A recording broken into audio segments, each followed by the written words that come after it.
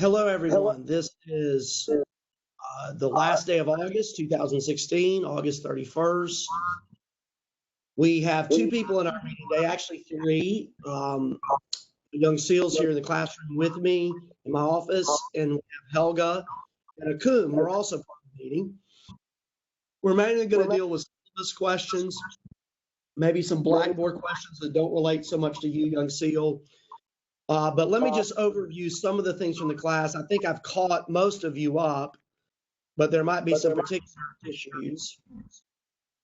Akum, could you turn your mute on? I think we're getting an echo. Sorry? Akum, could you hit mute for now on your phone? I think we're getting an echo. You want me to hit mute? Mute your microphone.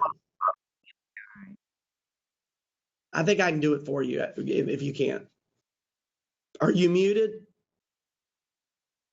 Perfect. No echo. Great. All right. Now, I'm going to share the screen with the hybrid syllabus. So it's similar, but there are some things that are different for young Jill. So I'm sharing the screen. All of you will be able to see the screen if you had video. If you don't have video, I guess you could pull up your own syllabus. So again, even things like this, guys, it's really much better if you have video, okay? So week to week, what are we doing? Week to week, you have the Blackboard shell. I give you assignments, okay? You really need to be conducting every week, even as a hybrid student, because that's what our regular students would do. In fact, why don't I go ahead and open up the Blackboard shell as well, so you can see the types of things that we're asking you to do each week.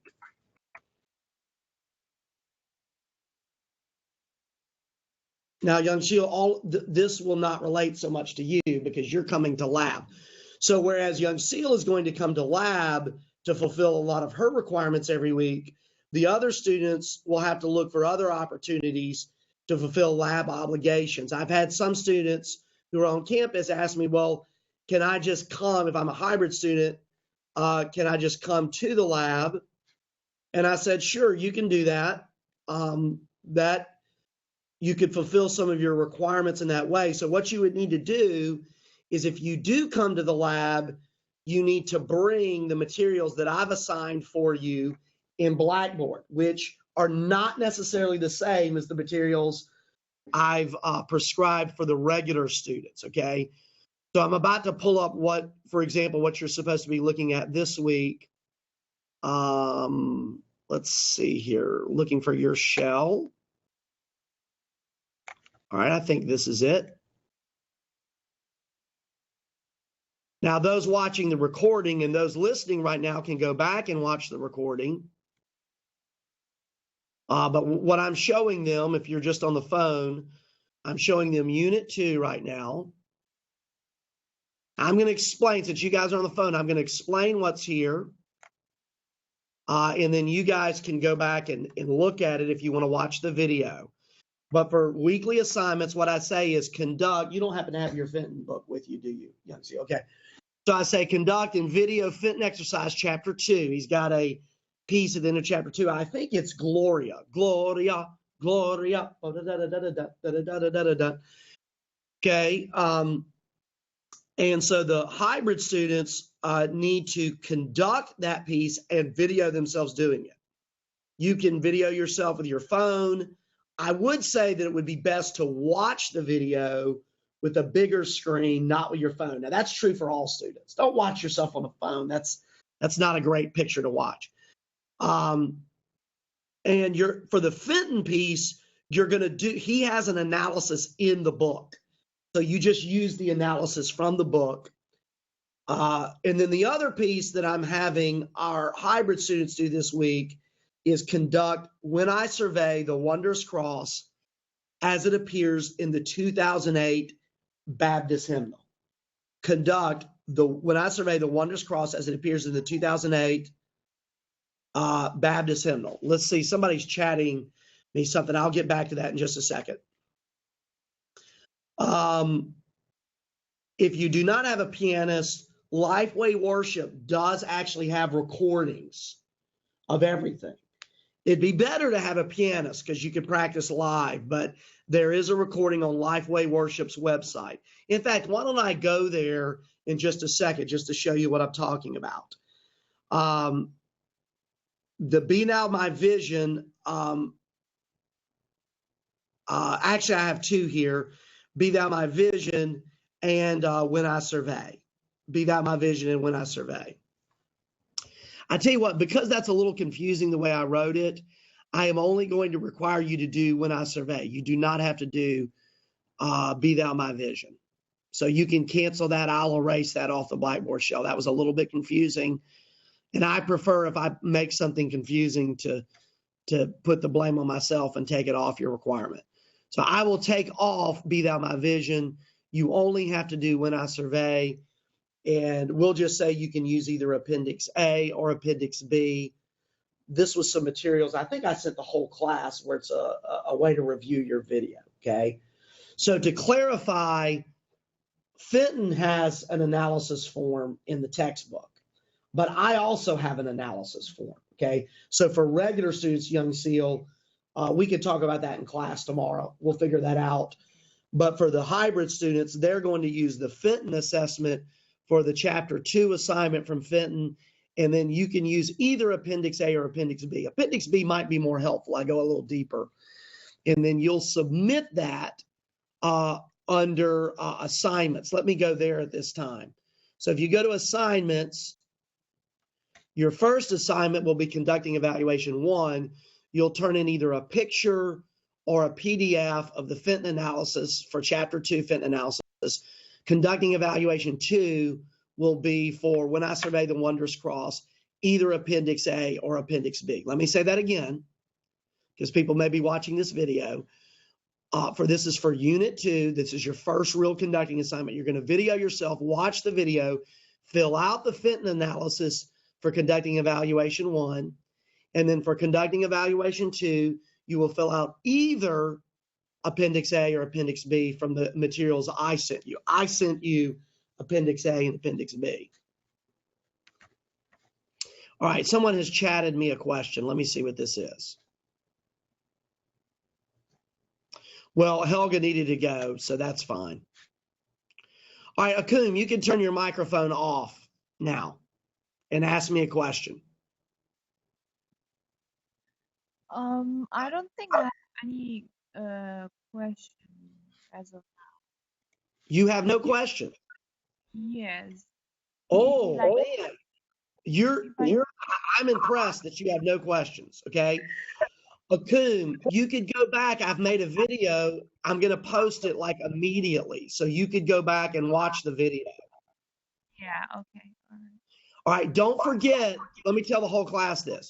Don't forget, next week, you need to have 2 pieces ready to analyze. Okay? 2 pieces for next week ready to analyze. All right? Now, this is not for regular class people, because what's going to happen is Young Seal is going to come to the morning part of the session until noon, a week from Saturday, for our worship conference. She does not have to stay in the afternoon. You do not have to stay in the afternoon, okay? Other students who are hybrid will have to stay in the afternoon, and you're going to conduct your 20th century piece and either a Baroque or Renaissance piece. Akum, have you decided whether you're going to do a Baroque or Renaissance piece? I'm still looking for it. I still cannot decide whether I have to do Baroque or Renaissance. Oh, you still haven't decided? Yes. Okay, that's fine. You need to go and make that decision pretty soon because you want to analyze that piece. Now, Akum or Young Seal, have either of you had a chance to look at that chapter I sent on score analysis? The one that you sent earlier this week? Yeah, I actually sent 2 chapters, then I sent another one for score analysis. It was chapter 7. I don't think I saw chapter 7. Okay. I did. Let me make sure I sent it to the whole class. I'm pretty sure I did. Let me go back and look. I have a problem with open email. Maybe somebody else was trying to do some my email. There is blocked. Like maybe I didn't get. I think I checked 3 and 4 last week. It's called a Chapter 7 preview. And let's see if it's been shared with you.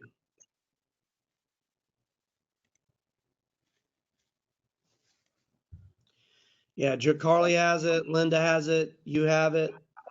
JYS0312 at Hotmail. My email is blocked.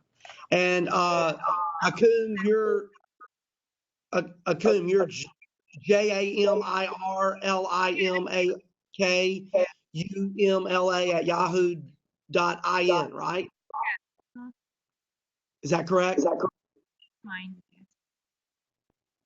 Okay, so you do actually have it. All right, so anyway, just to clarify, this we're looking at right here, thou shalt study to show yourself approved. You want to read this chapter before the Saturday meeting.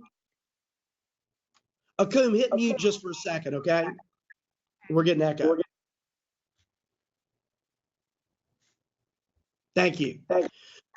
Oh, I don't think you've hit mute. Can you hit mute, Akum? Yeah, I can hear you. Can you hit your mute button?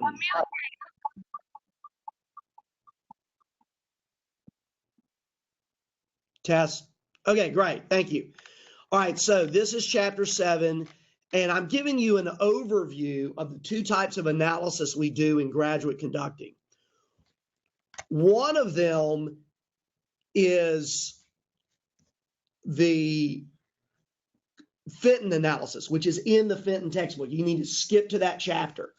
Young Seal, you don't have to do that because we're going to do that a little later, all right? But it wouldn't hurt to go ahead and do it, all right? Because that will tell you how to analyze a score. Our hybrid students, because this first meeting is pretty early in the semester, I do need all of the hybrid students to go ahead and read that chapter and try to grasp it. You're going to use the Fenton approach, which just means you read his chapter and do your best to analyze your scores. I am going to want to see your 2 scores on Saturday, September 10th, if you're a hybrid student, on that date that you've already analyzed them with the Fenton technique. And then I can help give you some feedback, and you can ask questions that day, but I need you to go ahead and analyze them. The other technique I describe in this chapter, we will unpack more. I realize I only briefly covered it in the writing sample I sent you, chapter 7. So the other one is the Cook approach. I thought about putting the Hebrew word for strength, which is like, it's like it sounds like, it sounds like Cook. And it is, in some ways, it's a more powerful approach. The Cook approach takes you deeper. It allows you to do orchestra analysis. So Fenton's approach is great for just choir scores. The Cook approach, and you did the Fenton approach with me, undergrad, Young Seal. So that should be a review. Maybe it'll be a good review to go back and do that. But we did not do the Cook approach undergrad. So that will be new, and we'll do that later in the semester. So don't worry about the Cook approach other than just reading about it for now. For now, for hybrid students, what I really need you to do, Akum, and the other hybrid students, is get familiar with the Fenton approach. He has some great steps involved in that. The first one is discover the articulators of form. And what I'm suggesting to you in this chapter is that the Fenton approach is more Platonian. Platonian thought that goes back to Plato, starts from general information and goes to specifics. You start with the big picture. What's the overall form of the piece? So, for example, in the late classical period, we talk about sonata allegro form. Okay, if you remember from music history, your music history teacher probably said late classical is sonata allegro. Well, one of my teachers at University of Southern Mississippi, his name was Dr. Sanchez. He said you should not think of all classical sonata allegro forms as sonata allegro form. He preferred to call that middle section not development, but on sonata allegro form, excuse me, let me back up. It's sonata allegro form, but he said you should not think of all sonata allegro form as exposition, development, recapitulation. Okay. He said what's actually happening there is the middle section is actually harmonic elaboration. Okay. Especially early classical, it's not necessarily development. So whereas the examples your undergraduate music history teacher probably played for you probably had two themes, and you develop the two themes in the development section and they recapitulate. He's saying actually what's happening there, especially early classical, is harmonic elaboration. All right? Now, why is that important? It's important to know that form because if you're dealing with a late classical work, such as a Haydn Mass, sometimes we even call the late Haydn Masses symphonic masses. Sometimes we call them that. Why? Because they're so heavily influenced by instrumental forms. So if you look at a late Haydn Mass, for example, Kyrie, for example, the Kyrie from the Haydn Lord Nelson Mass. If you're looking at the Kyrie from the Lord Nelson Mass by Haydn, you might find that it, who knows, maybe it's sonata allegro form. I'll let you look and decide that for yourself. But in saying that, don't necessarily look for two themes that are developed. Think of that middle section as more harmonic elaboration. Now, what Fenton is saying is if we know Haydn was using these big classical forms, that when you listen to the Kyrie, you might listen for that. You might have that in mind. You might have that general picture in mind. You might also just listen and say, where are the high points for you? Maybe the score should be out, but you're not looking at it intently the first 2 or 3 times through it. You're just listening for your overall impression. So that's starting from general, from the big picture. Then on level 2, Dr. Fenton has you getting into more detailed analysis of doing some more detailed marks. And then eventually you end up with a rehearsal plan for that piece. So you're going to find that chapter to be very helpful. And he is taking you from a general approach to the piece to more specific details on the piece so that you will be able to teach it. The Cook analysis is the opposite. It goes from details to general. He starts you by saying, don't assume it's sonata form.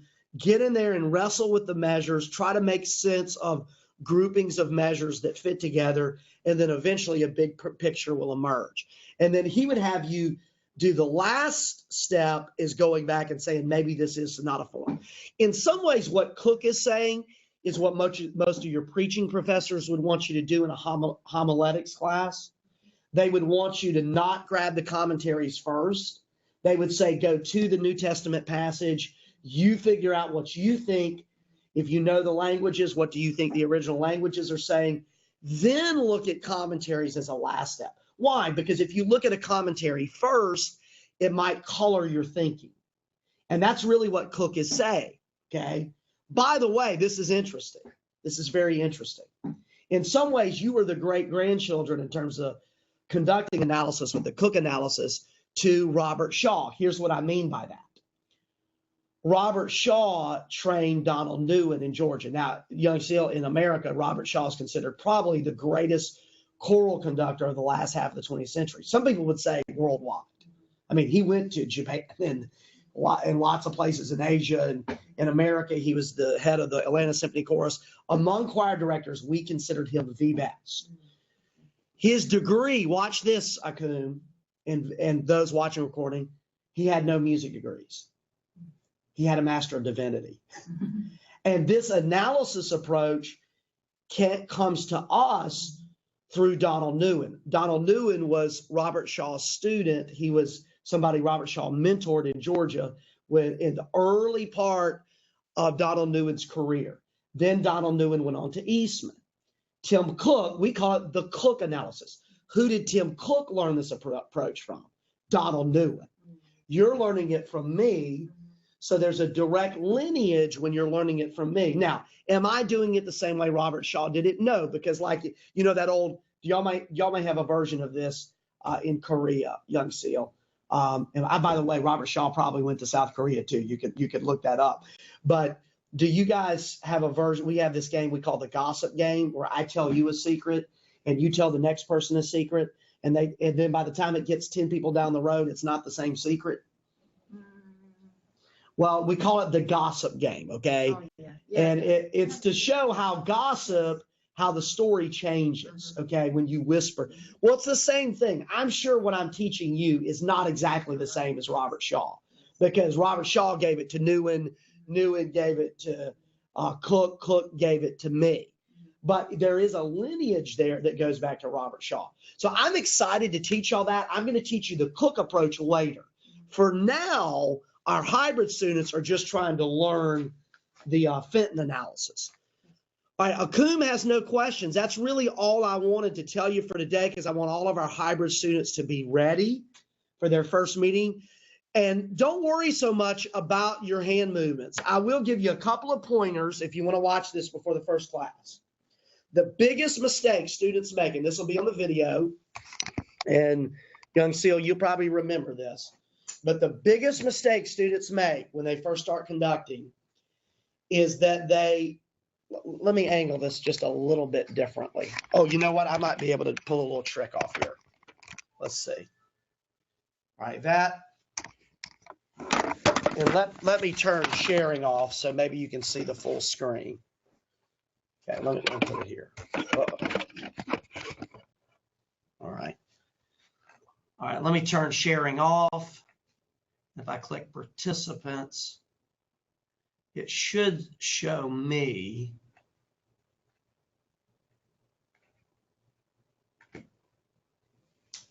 All right.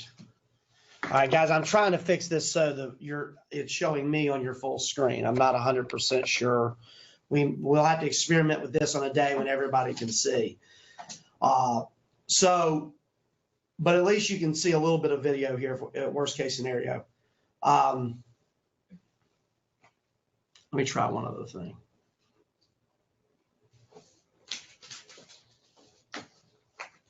All right, I think it's going to show me. Let's try it again. All right, so here's the biggest mistake students make. Your undergrad teacher, yours didn't because I taught you. So you should know this, Young Seal.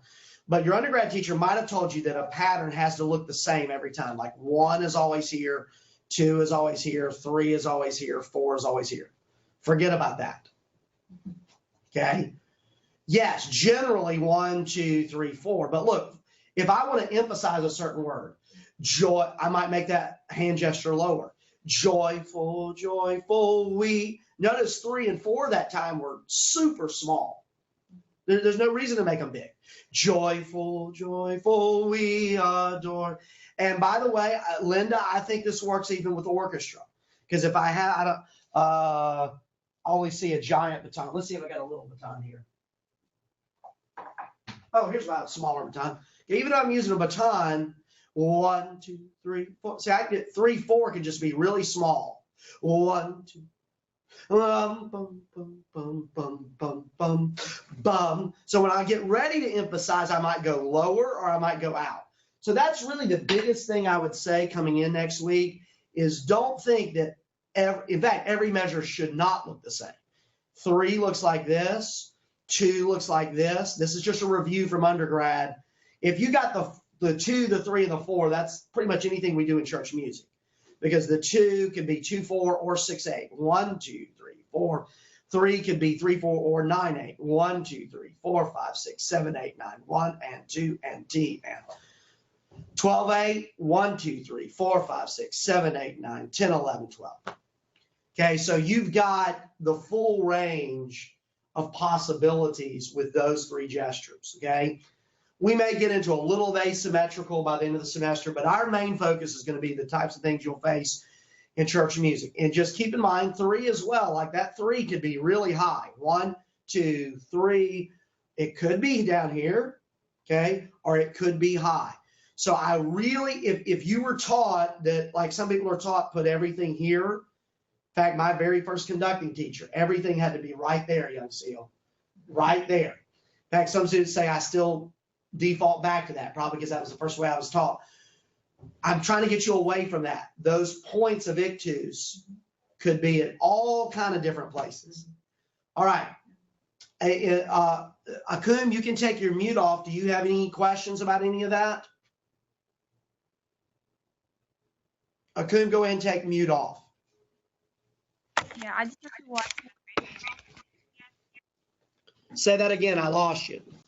I will just have to watch the video again. Oh, I see. Okay. Kind of. Yeah, sure. I understand. All right. So I'm going to stop our session now, and then we'll see you guys. We probably, I'm thinking we'll probably not do a Wednesday meeting next week because number one, I'm in Orlando, and number two, we've got the Saturday meeting. So there's really not a need to do that. So we'll probably not meet next Saturday. All right, I'm going to stop the recording now.